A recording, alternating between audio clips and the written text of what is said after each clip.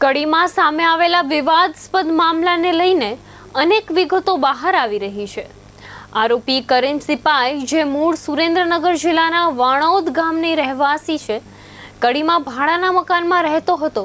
સ્થાનિક સ્તરે એવી ચર્ચા છે કે તેને ખોટી ઓળખનો ઉપયોગ કરીને યુવતી સાથે સંબંધ બાંધ્યા હતા। આરોપી પરિણીત છે અને તેને એક પુત્ર તથા એક પુત્રી હોવાનું પણ સામે આવ્યું છે। પરિવારનું ગુજરાન મુખ્યત્વે પત્નીની મજૂરી અને ઘરકામ પર નિર્ભર હોવાનું જણાઈ રહ્યું છે। ઘટનાને લઈને સ્થાનિક લોકો તેમજ મુસ્લિમ સમાજના આગેવાનોએ પણ નારાજગી વ્યક્ત કરી છે અને જો કોઈ ગુનો સાબિત થાય તો કડક કાયદેસરની કાર્યવાહી કરવાની માંગ ઉઠી છે।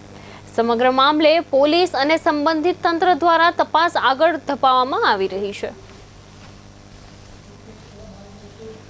મુસ્ताक मंसूरी मुस्तफी जो भी खरीदने घटना बनी थी हमें खरीदी जो समझना तो कुछ अलग હવે સોશિયલ મીડિયા અને મીડિયા મારફતે આ જે ઘટના અમને જાણવા મળેલી છે અને આ ખૂબ જ ખરાબ ઘટના છે અને આનો સમગ્ર મુસ્લિમ સમાજ આનો વિરોધ કરે છે અને આવું કૃત્ય કરનારને કાયદેસર કાયદાના સકંજામાં લઈ અને જે પણ કાર્યવાહી થતી હોય તે કરવી જોઈએ। આ કલંકિત એક ઘટના છે જે સમગ્ર સમાજને એ બદનામ કરી રહી છે।